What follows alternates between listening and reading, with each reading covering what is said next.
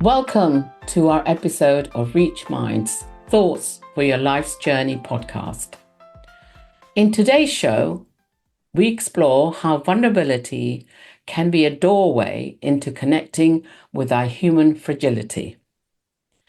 This concept is often overlooked in ourselves and when working with leaders in organizations. How do we, as practitioners, acknowledge or indeed discuss human fragility when we see it in our clients and our leaders, particularly as a part of the change and transitional process where uncertainty and anxiety could be present? Today, I'm joined by Steve Hearsum, a consultant, supervisor, and coach, and the author of No Silver Bullet, Bursting the Bubble of the Organisational Quick Fix, which examines how leaders and organisations unconsciously collude with the purveyors of quick fix, silver bullet solutions for complex challenges. Steve is a board member at the Tavistock Institute of Human Relations and was formerly the co-chair of the Organisational Development Network Europe. Welcome, Steve. Lovely to be here. Thanks for asking, Nita. Lovely. I'm looking forward to our conversation today on human fragility, Steve. So let me kick off. How would you describe or define human fragility in a layperson's term?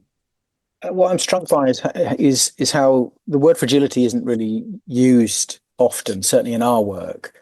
What we tend to talk about is things such as vulnerability.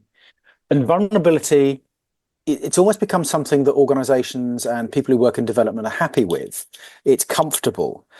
But it struck me during my work and my research and my writing that it didn't really express for me the full picture of my own experience of self and my own fragility when it comes to myself as a person, as a human being, and as a practitioner when I am at my most vulnerable or feeling vulnerable when I'm working with clients. The dictionary definition of fragility is something like the quality of being easily broken or damaged, or the quality of being delicate or vulnerable.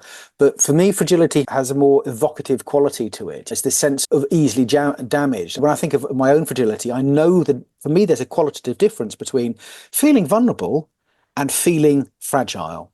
The former, it has a quality of rawness to it. The latter has a quality of brittleness to it, that I might actually break, that I'm so fragile that I'm at risk of collapse. And I'll give you a very clear example of this. In the last couple of years, I had various things going on in my non-work life that meant that when I was asked to do some work with a new pan-European leadership team that was going to be based in the UK, I found myself creating the scenario where I could artfully and elegantly withdraw from doing the work and remove myself from the running. Whilst I'm quite comfortable with the possibility and the likelihood that there's been moments working with senior leaders when I might feel stuff, I knew I was too fragile to actually do that work at that moment. I was too brittle. So there's something for me here about brittleness and breakability that is evoked by the word fragile. So were you, in that example, Steve, able to share your fragility with your client? No, because in that context, it was a possible piece of work through another party who'd asked me if I was interested in doing it. So I hadn't got to the stage of direct contact with the client. And I knew that the next stage would have been conversation with the client. And it felt to me more ethical to end that engagement and even the possibility of doing the work before I got anywhere near contact with the client. It would have been a waste of their time and mine. I knew that. Okay, so just circling back to your first answer around why organizations don't maybe embrace fragility. I'm curious as to what might be some of the reasons underlining that, do you think? Top of the list would be some of the archetypes and the narratives that still exist when it comes to leadership. And we're still in thrall to heroic leadership, arguably servant leadership and transformational leadership and those types of things, in some senses, still have the taste of heroism about them. somebody who is so self-sacrificing that they serve others. There's still an inverted heroism there. So there's our archetypes and our narratives of leadership, the archetypes of great leaders as well. We still expect leaders to be fast, decisive, confident, heroic, charismatic. Well, that's the antithesis of somebody who's fragile or exhibits any kind of brittleness. We're not allowing others or ourselves to be like that. And then you can underpin that or add to that rather some other things. There's the broader expectations of leaders, of followers, of stakeholders, of shareholders that necessitates a lot of weight is put on clarity, on certainty and coherence. Again, the antithesis of any notion of fragility or vulnerability. Pace. We expect people to work at high speed. That doesn't really do much for you if you're actually feeling a bit wobbly. Add to that, I'd argue there's also a certain laziness here because bluntly, it's too not much like hard work and too uncomfortable to stop and think about how we might be feeling in a given moment, to entertain the possibility that we might need to take care of ourselves. And then there's a broad soup of things like fear and anxiety of failure, the inability to cope with not knowing. All of these things create a soup of a need for certainty. That means that if you entertain the possibility that you're more vulnerable and fragile, that cuts right against this drive for certainty that organizations have. I guess what you're, in a nutshell, saying is that perhaps in the systemic environment, there isn't maybe an allowance or a space for fragility to unfold, and there may be pressure even from within the environment that you've got to show up in a certain way. You Well, can't say, I'm yeah, not managing. I think we need to look at this in a wider social and political context. I had to stop myself laughing out loud on the one hand and wanting to bang my head very hard against a brick wall when I saw footage of American presenters on Fox and American politicians arguing that to vote Democrat was not something that a real man would do. That, and there you have, to me, that's an extreme example, though, of ways of thinking about difference and thinking about how we need to be that leave no room for the possibility that we might be something other than strong, resolute, confident, heroic, manly. And actually embedded or underpinning that particular form of misogyny, because that's what it is a laziness and a stereotyping. And if you were to unpack that laziness and stereotype, what would that be? Laziness against what? Because it's a lot easier to take a fixed binary position and set somebody up as the other and as plain wrong than entertain the possibility that things might be a little bit more complicated than they at first appear. Public discourse, and I would argue organisational discourse, is increasingly predicated on the assumption that we need to have a very clear idea of what we think and what you think, and that there is a right and a wrong, and that we are activists for something and we're against something else. I don't hear much room for conversations about ambivalence and nuance. There was a really good Radio 4 programme about 3 or 4 years ago, which was one of the best half an hours you could possibly hope to have with a radio programme, which talked about why is it we no longer are able to be ambivalent about things. Personally, I'm ambivalent about a lot of things. I Yes, actually really yes. like my ambivalence, but it's not a very popular position to hold. And I guess it's when you're aiming for that, there isn't any space for fragility. We also not mentioned the other thing here, which is really important, is that the moment you start to entertain the possibility that you're not as strong as you might wish to be, and particularly in the context of organizations, you might have to contend with your shame. Absolutely. That was my next question You is know, what's the relationship between fragility and shame? to me that they're intrinsically linked. And I want to backtrack. I think they can be intrinsically linked. I don't think they always are. I think for me, fragility can be an experience of feeling profoundly depleted. I may not be feeling shame at that, but I may be fully aware that I'm just so run down and conked out and I've had so much going on. And there's no shame in that. It's just stop the world. I want to get off. It's not the same as a fragility that is coloured by this sense of shame at something that you believe is wrong about yourself. That's quite an interesting sort of constant. They're very different, aren't they? In some ways, it's almost like one is more around perhaps when you're feeling fragility, it's about the context you're in. And the other, as you describe fragility with shame, could be about that something that emerges from your own belief system that says, I must be strong, I must Hmm. be strong, be perfect, drive things. Is that what you're Yeah, trying to that say is, there? yeah, and there's get a few psychoanalysts and people who work in psychodynamics together, and I'm sure they'll have a useful bun fight about the correct definition of shame. And the definition I quite is the difference between shame and embarrassment. Is embarrassment is your feelings and judgments around something you've done that you believe is wrong, whereas shame is you believe there's something wrong with you. And as a loose definition, that kind of works for me.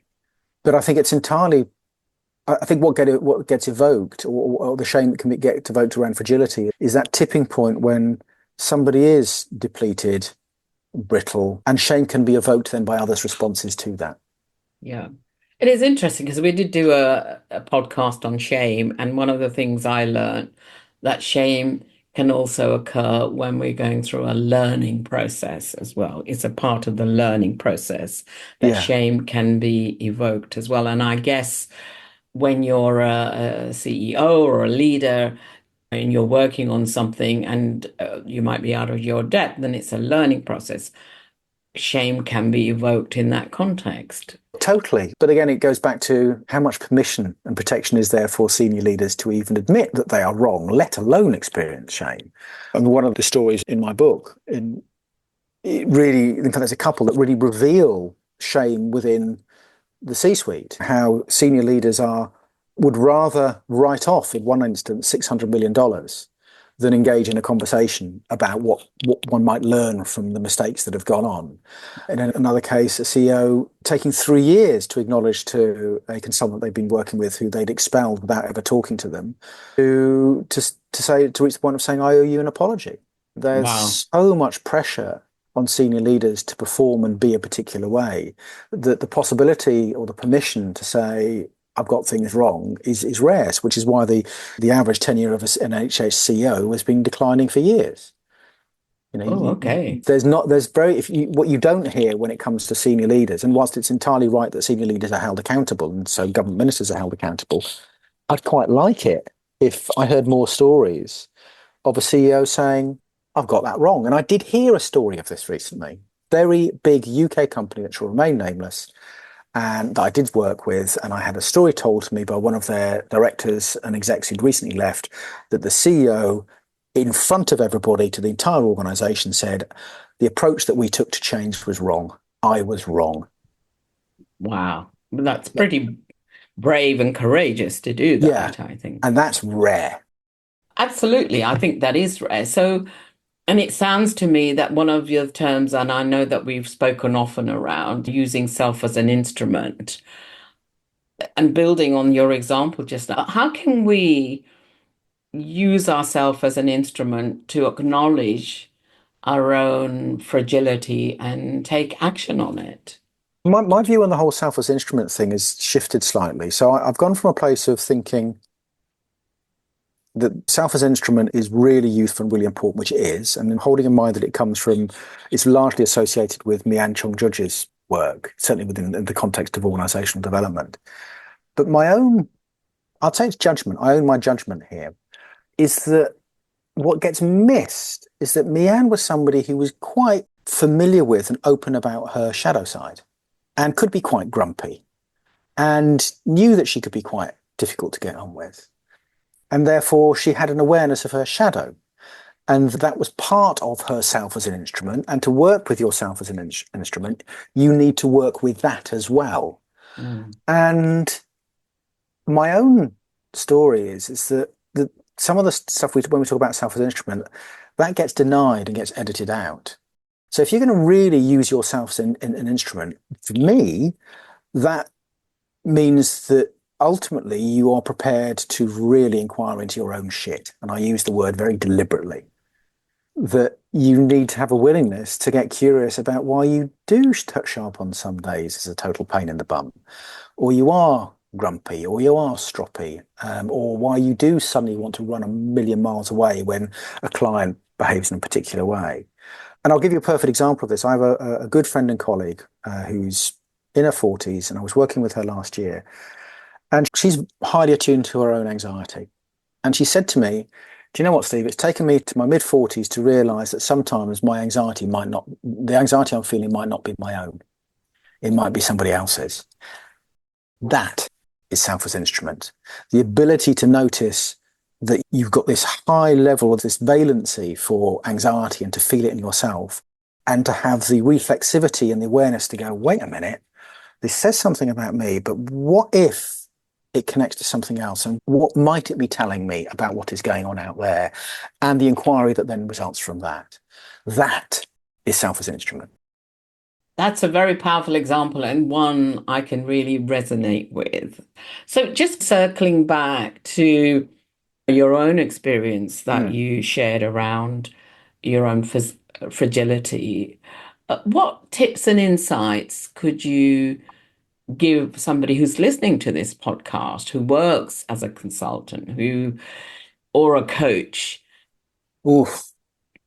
There's a checklist I'm looking for here. I know, yes. No, I'm not. No, well, paradoxically, that there is no silver bullet to this, as you'd expect me to say. Yes. But equally, there are what I would suggest are things that it is useful to attend to. I don't know, for some of the things that I would tend to look to. Where am I going to start? The top of the list for me is you need to develop your own reflexivity. And I make the distinction here between reflexivity and critical reflection. It's no good developing the skills of being critical reflective and going away for a weekend retreat and gazing at your navel and realizing that everything that's gone on through the year is to do with your relationship with your mother or father, then going back to work on Monday and not experimenting with what you've learned. So the reflexivity is what you are going to go and do out in the world from what you've reflected on, and then come back and then chew on that again, and so on and so forth. So developing your reflexivity is absolutely, I would argue, top of the list. I think one of the other things that is implicit in this, and this is what I make no bones about it. I find myself increasingly existentialist in my position on this stuff, which is the ask is to get more comfortable with not knowing. Yeah.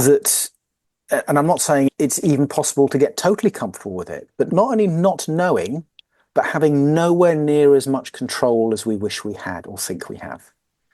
And to get in touch with that, you just need to think about what's going on in the Middle East, for example, or global warming, stuff like that, how little control we have, and how do you get comfortable with that? There is something that I talk about in the book where I talk about owning our fragility, not pretending it doesn't exist, but actually getting curious about why we have this experience of ourselves, like my colleague did with her anxiety. Why am I feeling this? What does that tell me about me? And then doing more and more of this, inquire and inquire some more. And all of that in turn requires both courage and curiosity. I already touched on the thing about nuance and ambivalence. I think it requires being mentally able to notice your own propensity to take a fixed position. So the more I think that I'm right about something, I find myself catching that and going, why am I so certain? What am I missing here? So what's the nuance I might be missing? So getting really curious about your certainty. So those are those kinds of things, all underpinned by a willingness to experiment, because nothing is going to change unless you experiment. So that's that kind of rough and ready. I don't know how many things there are there, 7 or 8, but that's the kind of rough and ready list of things that I would probably suggest that one could usefully attend to. The last bit that I'd add to this is it helps if you can cultivate a sense of your own absurdity. If you've ever read Viktor Frankl's book, Man's Search for Meaning, Yes. if I remember correctly, the people he said survived the concentration camps were the people who, one, could cultivate some sense of purpose, Yes. and two, could find humour in even the darkest moments. If you cannot find humour and see the absurd in the blackness, then you're probably in trouble. And when I think about many of the things that I get my knickers in a twist about, and that people in organisations get their knickers in a twist about, if we look at them through an existentialist lens, or even through the lens of what's going on in the wider world, they are the definition of absurdity. I'm worrying about that? Really? Really? It's literally absurd. I don't mean it in an unkind way. I mean it in a genuine, let's just see this for what it is in the context of the wider nature of what it means to be human. You tell me, why is it that we don't do it? too terrifying. Because lurking under that is our human fragility, do you think? Yeah, because if we go back to that thing I mentioned about US TV presenters saying that only real men would vote Republican, real men vote Democrat. You know, if you can't see the absurdity of your position in that, it must be terrifying or the terror underneath that you're so scared of women and difference that you have to discount them and marginalize them in that way. God, what are you so scared of? True. You must be really terrifying, Nita. I'm not actually, but I could see some people. Steve, this has been a very provocative podcast for me, and it certainly is making me think about being more observed about things. If you enjoy listening, tell a friend.